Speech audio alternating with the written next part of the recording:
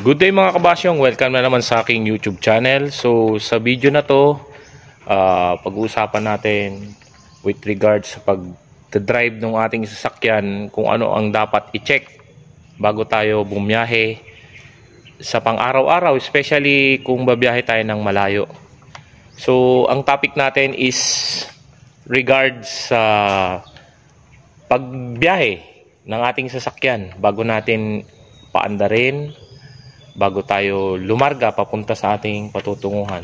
So kung familiar kayo sa word na blow by gets, mga kabasyong, ano nga ba ang blow by gets? Ang blow by gets ay acronym lang. So ang blow by gets ay battery, yung B, yung L is light, yung O is oil, yung W is water, and B is brakes. So, yung A is air, G is gas, E is engine, T is tire, and S is self. So, yan ang blow by gets. So, bakit natin kailangan ang blow by gets bago tayo bumiyahe? So, kailangan natin ang blow by gets kasi para maiwasan natin yung aberya pag tayo babiyahe. Lalong-lalo na kung tayo ay malayo-layo yung babiyahe. Katulad nung ginawa ko nung nakaraan, bumiyahe ko ng Ilocos Sur. From Pangasinan to Ilocos Sur, so walang hinto yung sasakyan. Sawa naman ng ating Panginoon, walang naging aberya. Ang naging na-encounter ko lang is heavy traffic na 3 beses. 3 beses na heavy traffic. Putol-putol, bawat bayan. 3 bayan yun. So, i-share ko yung blow by gets na ito, paliwanag ko para magkaroon kayo ng idea, especially sa mga baguhan na nagkaroon ng sasakyan. So yung may mga dating owner na ng sasakyan, yung mga sasakyan na dati, alam na nila ito. Basic na basic ito, mga kabasyong. So umpisahan natin sa battery. So battery, terminals for corrosion and loose terminal for yan. Dapat ang sasakyan natin is walang corrosion ang mga terminals. So ito dapat kine-check natin kung mahigpit ba, yan, kung tama ba properly. Tapos dito din same kabilaan, titingnan natin. So ito fuse ko to dito tinanggal ko lang, pinapatong ko lang yun dyan. So yan. Tapos alam din natin kung ilang taon yung ating baterya, kung ilan na ang kanyang taon at kung ilan ang itatagal niyang taon. Katulad nito Motolite, Motolite is 5 years. So ang ano sa ating manual is 4 years. 4 years para ma-check natin kung tama ba ang taon. Is dapat meron tayong warranty card. Yung warranty card na yon nagsisilbing basis natin kung kailan natin nabili ang ating baterya, para syempre alam natin kung ilang taon na yung ating baterya. So sa aking battery, nagkabit ako ng voltage stabilizer. Ang voltage stabilizer, ito, Ryzen voltage stabilizer. So ang voltage stabilizer ko, pinapakita niya sa akin kung ilan pa yung karga ng aking sasakyan. So nakabukas kasi ang aking pinto, so i-close ko lang. So nagko-consume siya ng current. Yan. Yan, pinapakita niya yung kuryente na nandito sa aking battery. So payo ko sa inyo mga kabasyong, magkabit kayo ng voltage stabilizer. Yan. Tapos may kasama ng big 3 upgrade yan pagdating sa sa ating sasakyan para additional ground. Yan. Ngayon, bukod sa aking voltage stabilizer, meron akong kinabit na voltmeter sa loob ng aking sasakyan.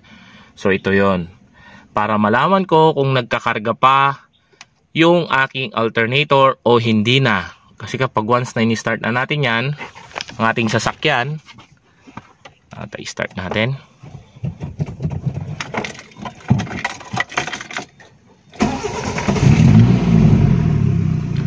makikita natin kung nagkakarga siya. So ayan, umaangat siya, meaning nagkakarga. Ayan, usually 14.1, 14.2 yan, pero ngayon early start lang. Ayan, 14. So kapag bumaba dyan sa 14, halimbawa 13, medyo parang alanganin na yung carbon brush ng ating alternator pag ganon. So konti na lang yung kinakarga niya dun sa ating battery. So kung 12 pa rin, di ba 12 kanina, tapos 12 pa rin na pinaandar nyo na yung sasakyan, meaning hindi na nagkakarga yung ating alternator. So that is the time na dapat nating ipacheck ang ating alternator or ang ating battery. Yan. So yan na yung una natin, battery, mga kabasyong. So ang susunod natin, mga kabasyong, is ang ating mga lights. Kailangan natin tong lights na to, lalong lalo na sa ating pagbiyahe paggabi, at especially sa ating pag-turn ng signal, halimbawa going to left or right. So dapat hindi busted yung ating mga bumbilya, kasi ito yung indikasyon o nagbibigay signal sa makakasalubong natin or ang sumusunod sa atin kung tayo ay pupunta sa kaliwa o kakanan o tayo ay naka-hazard. So dapat laging okay ang ating mga ilaw, lalong-lalo na sa gabi. Importante yan pagdating dito sa ating lights. Ang check natin is signal lights, headlight, daytime running light kung meron man, and brake lights. Yan. Check din natin kapag magbe-brake tayo, mga kabasyong. Titignan natin kung gumagana ang ating tail light. Tail light, brake light, yan. Park light, backing light natin, dapat gumagana lahat yan. Tapos ang ating plate number light, ito, may ilaw yan dyan. Yan. May ilaw to dito. Yan. So dapat, mga kabasyong, okay na okay yan, kasi napaka-importante, napakalaga. Isa lang yung kulang natin dito. So meaning hindi na tayo magbiyahe, kasi hindi na tayo kampante kapag ganun ang nangyari, kasi pwede yung nakasunod sa atin malito. Siyempre pupunta tayo ng kanan, tapos still nag-accelerate pa rin siya. So tatamaan tayo. Ayan, mga kabasyong. So ang sunod natin, mga kabasyong, is ang ating, so regarding sa light, yan, mga kabasyong, dapat gumagana ang ating hazard, yan, ating turn signal, left, right, high and low beam, yan, ng ating headlight. So yan, mga kabasyong, dapat napaka-importante ang ilaw. Sa bagay, lahat naman yan importante, kasi isa nga lang yung mawala dyan na sumablay tayo. So yung ating sasakyan hindi na siya ganun kasigurado na ibiyahe. So mga kabasyong, tapos na tayo sa battery, light.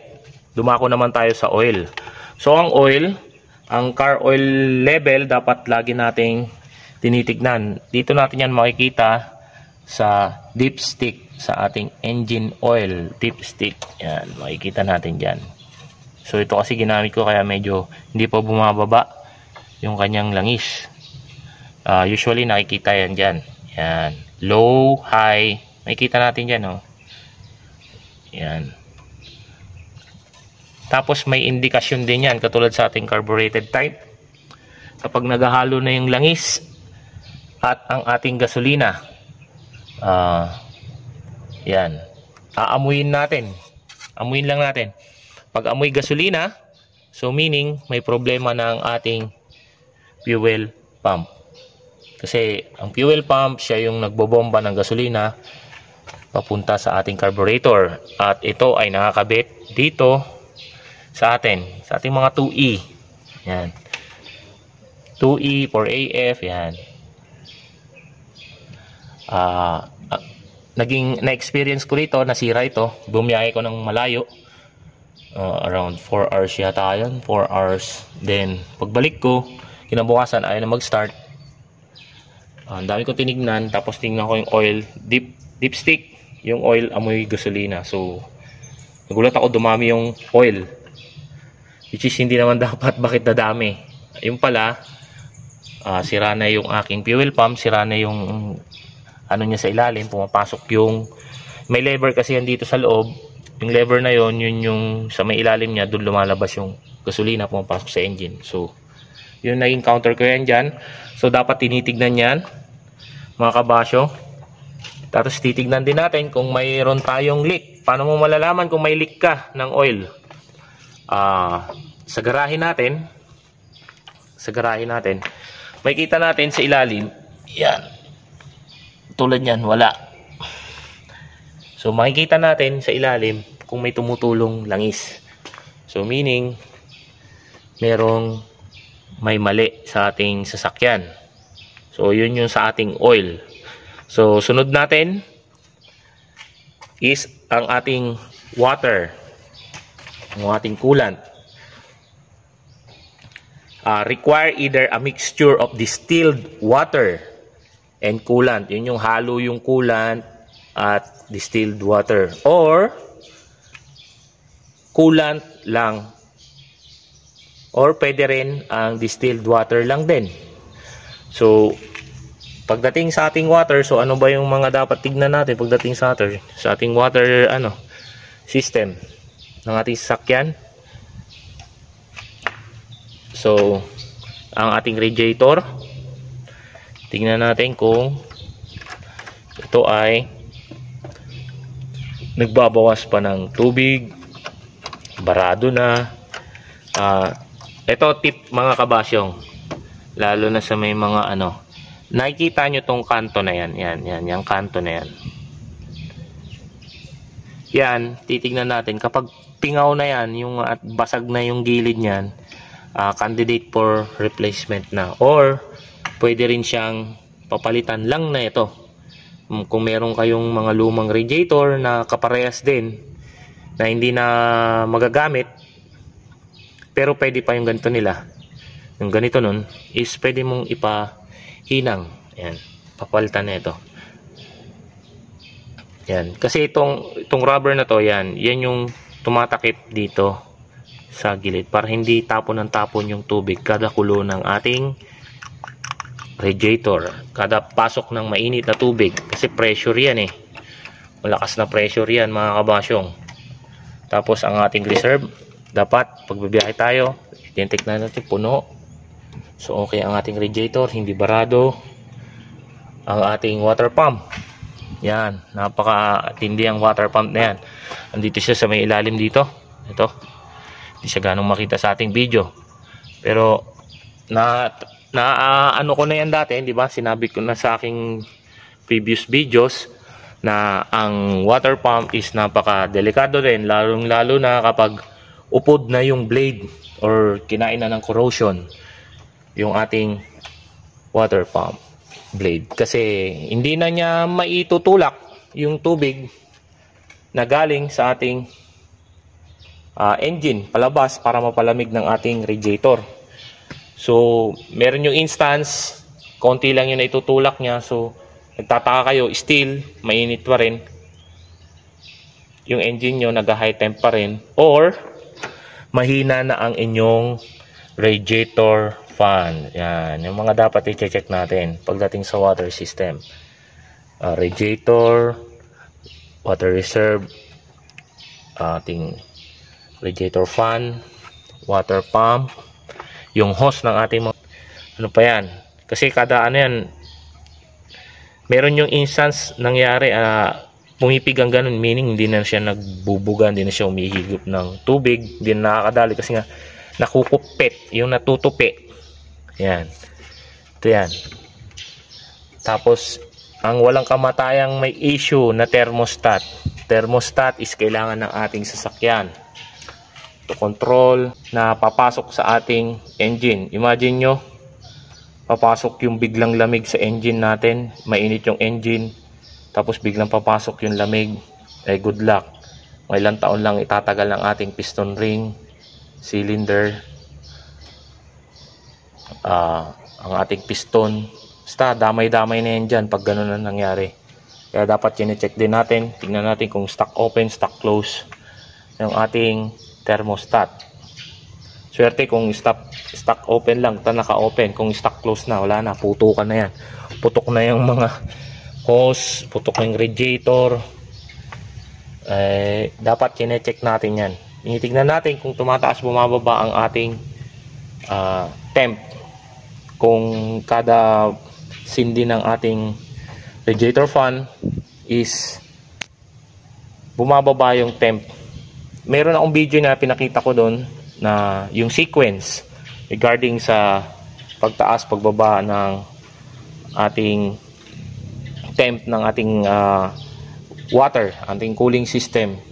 So ang radiator is kailangan ng ating sasakyan para makontrol ng radiator ang init na papasok sa ating engine, yung init, lamig ng tubig or ating coolant, para manatiling nasa high performance ang ating sasakyan. Kasi imagine nyo, ito payo ko sa inyo mga kabasyong, much better naka-automatic fan switch tayo. Yan, isa sa napaka-importante mga kabasyong ang ating water or cooling system. So tapos na tayo sa blow. Yung B is battery, L is light, O is oil, W is water. So punta naman tayo sa bagets. Bagets, mga kabasyong, bagets. So ano nga ba yung bagets? So brakes, unahin natin yung B, brakes. To prevent faulty brakes, dapat natin tinitingnan din ang ating braking system. So ano nga ba yun? Ang braking system natin is composed ng ating hydrovac. Yan, hydrovac na. Lagi tinitingnan yan. Dapat malinis yan. Mukha lang siya may tingnan kasi medyo luma na yung ating lalagyan. So dapat naka-high siya. Naka-max. Yan, max level. So ngayon, pag nagbabawas yan, meaning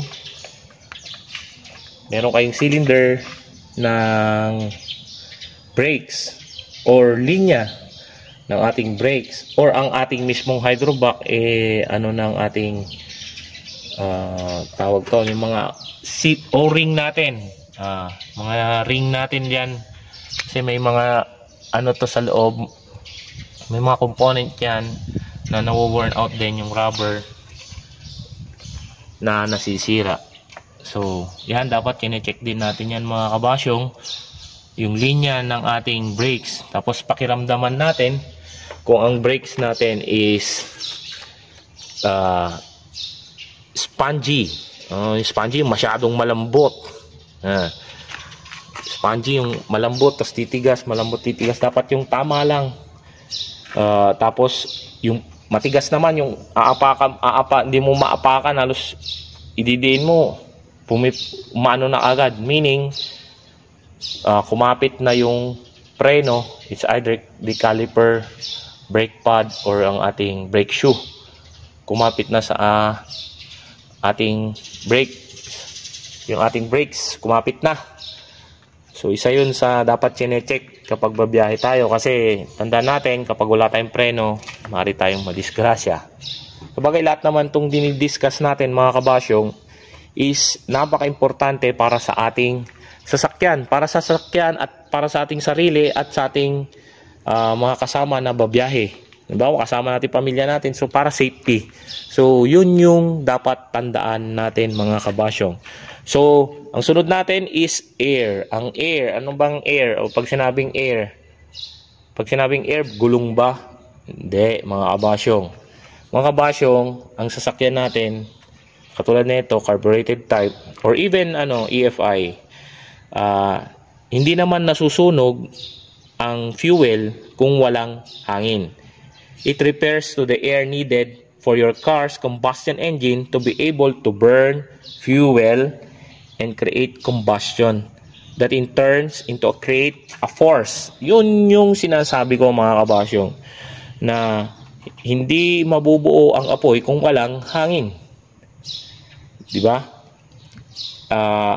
Nagke-create, di ba, sinunog ng ating combustion chamber sa cylinder 1, 2, 3, 4. Yun yung mga ating combustion. So, magke-create siya ng force. Now, without the air na hinihigop ng ating sasakyan, especially ang ating air filter, hindi mabubuo yun. Hindi tayo makakaalis kapag walang hangin.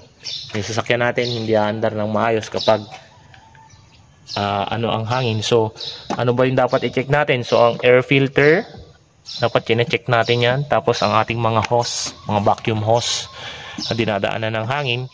So, dapat tinitingnan natin kung may mga butas, may kinagatan ng daga, or natanggal, or unperforming diaphragm na, yung mga sira na diaphragm, dapat tinitingnan natin yan. Yan. Diaphragm, tapos yung mga solenoid. Yan. Lalo sa aircon. Yan. Dapat alam natin na lahat ay working.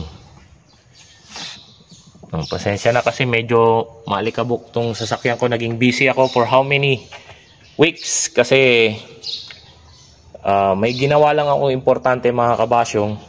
So nakita nyo sa video namin ng Corolla Owners Club Team Pangasinan is nag-share kami ng mga blessings sa mga bata, sa mga sa pamayanan. May pinunta kaming lugar, doon kami namahagi ng pagkain, konting pagkain lang, tsaka mga konting laruan na donate ng ating mga mahal na taga-suporta ng COC, Corolla Owners Club. Shout out po sa inyo mga kapatid, mga brother. So, yun na po. Dapat mga kabasyong, check din natin yan. PCB. PCB, humihigop ng hangin din na ibinabalik. Humihigop siya ng hangin dito sa ating sasakyan. Kinukuha niya yung mga unwanted na hangin. Yung sobra sa ating yung tinatawag nating blow by gas. Yan, binabalik niya, tapos binabalik na sa engine para gamitin ulit. So yun. Tapos check din natin ang ating filter kung palitin na o hindi, kung maalikabok na o puno na ng langis. Bakit may langis? Nagmumuong langis kasi nagbabak yung ating nangingitim. Nagmumukha siyang grasa na kasi nagkakaroon ng blackening dahil nga sa alikabok. Tapos ang ating gasolina, like premium gasoline, is may halong konti lang naman yun. So yun mga kabasyong, yun yung sa air. Punta naman tayo sa gas. So ang gas is, ang ating sasakyan hindi tatakbo kapag walang fuel o gasolina. Napakahirap niyan kapag naubusan tayo ng gasolina. So ano ba ang dapat natin i-check pagdating sa gas? Ang titignan natin ang ating gauge sa ating panel, kung okay pa ba yung gas natin, kung nagdadagdag o hindi siya nagdadagdag, nagmamalfunction kumbaga. So sa aking sasakyan, meron dalawa ang aking fuel filter. Ito una, tapos itong pangalawa. Bakit meron ako na itong pangalawa? To check, kasi doon hindi ko nakikita. Nakikita ko ganyan lang siya pag umaandar, pero hindi ko nakikita kung wala siyang ganito, kung may pumapasok nga ba talaga o wala. So nag-decide ako kabitan ng ganyan. Sharing ko na lang din doon sa mga videos ko. Kung nakikita nyo naman na lagi kong sinasabi yan, para malaman nyo lang din na nagpa-function yung fuel pump nyo ng maayos, kung sumisip-sip ba siya ng gasolina. So ito yun, yung fuel line natin, check din natin.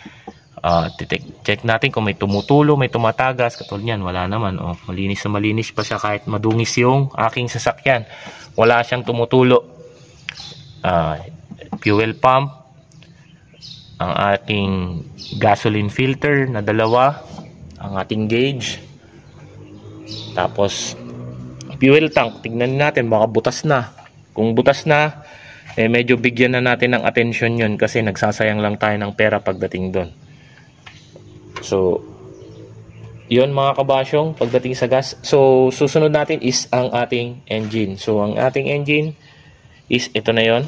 Yan, kabuuan niya. Yan. So titingnan natin kung ating mga spark plug ay okay pa, ang ating carburetor kung tama pa ba, kung nag-overflow ba, mga kabasyo, kung nag-overflow ba o tama pa rin yung kanyang binibigay na gasolina sa gasoline consumption natin, kung palitin na ba yung ating mga parts nito, mga internal parts niya, kung kailan na bang i-overhaul. So alam niyo naman yan, nakita niyo naman yung mga taga-subaybay ko sa aking videos, may kita niyo naman doon kung ano yung mga dapat gawin. Binigyan ko kayo ng mga tips with regards the carburetor. Sana yun makatulong sa ating mga nagmamay-ari ng sasakyan, especially sa carbureted type and mga EFI din. Sa bagay kasi ang controlled naman siya ng ating ECU o ating box na tinatawag. So computerized na kasi yun. So dito sa ating carbureted type, yun lang yung sinishare ko. Napakatipid, 2E engine. Nasa atin kung gusto natin bigyan siya ng much more power. So may mga parts lang na papalitan doon sa carburetor. And alam nyo na ang 2E engine is matipid. Alam naman natin yan, matipid when it comes to gasoline consumption. Pero hindi siya ganun kabilis. Not like the 4AF. Talagang hataw yung mga yan. Mga FE. 4FE, 5EFE, mga ganon. Kasi talagang mabilis yung mga yon. 4AGE. Mga black top, silver top. Sa atin kasi 2E, nagiging economically wise lang ako.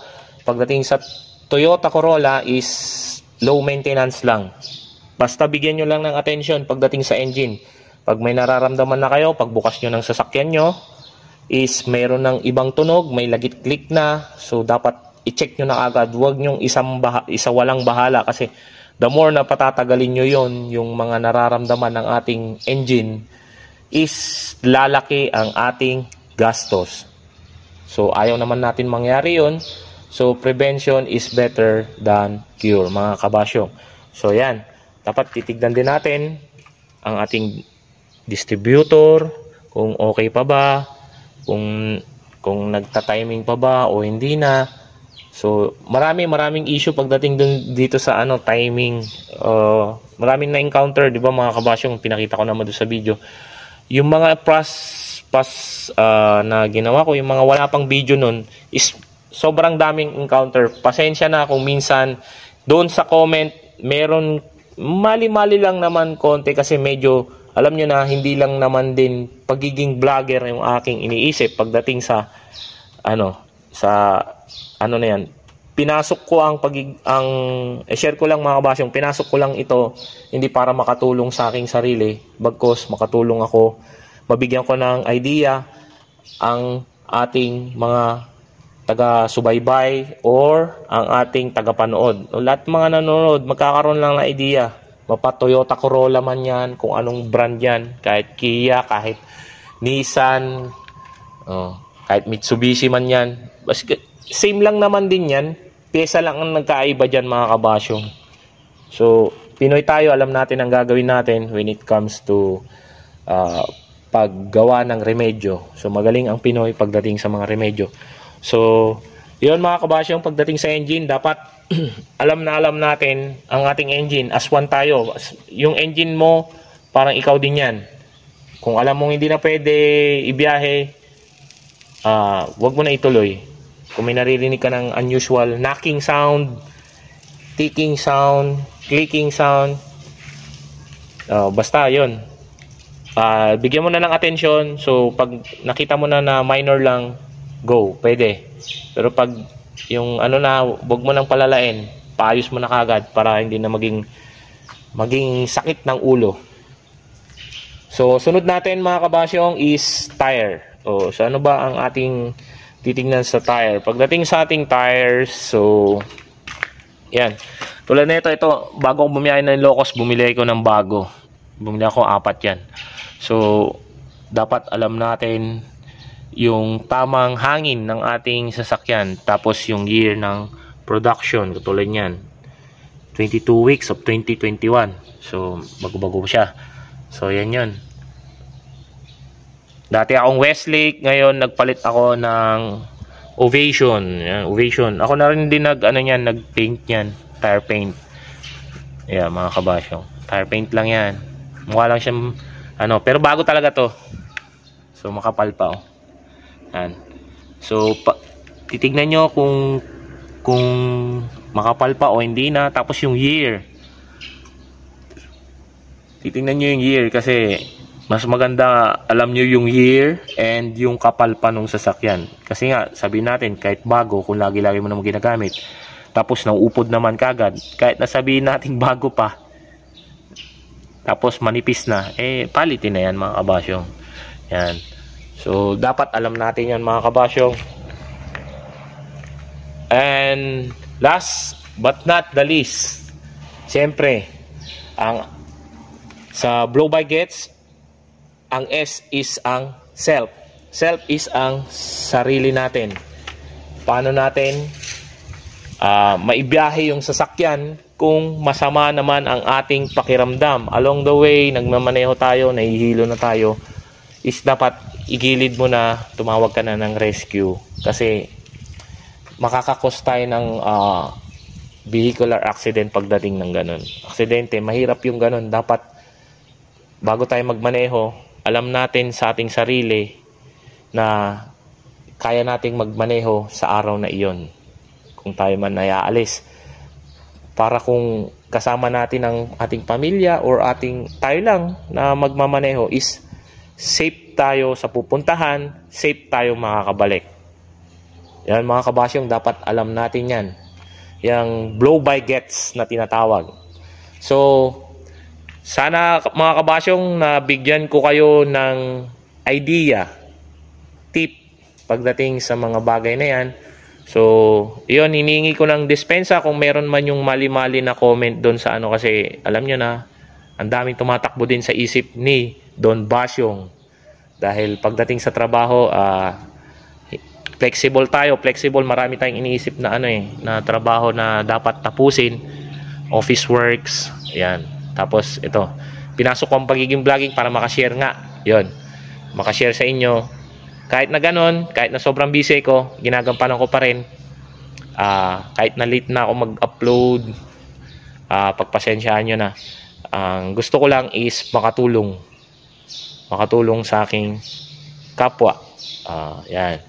So, yun lang mga kabasyong. Maraming salamat sa panonood sa aking YouTube channel. Kung bago ka lang sa aking YouTube channel, please like, share, and subscribe, and hit the notification bell para updated ka sa mga bagong videos na aking i-upload.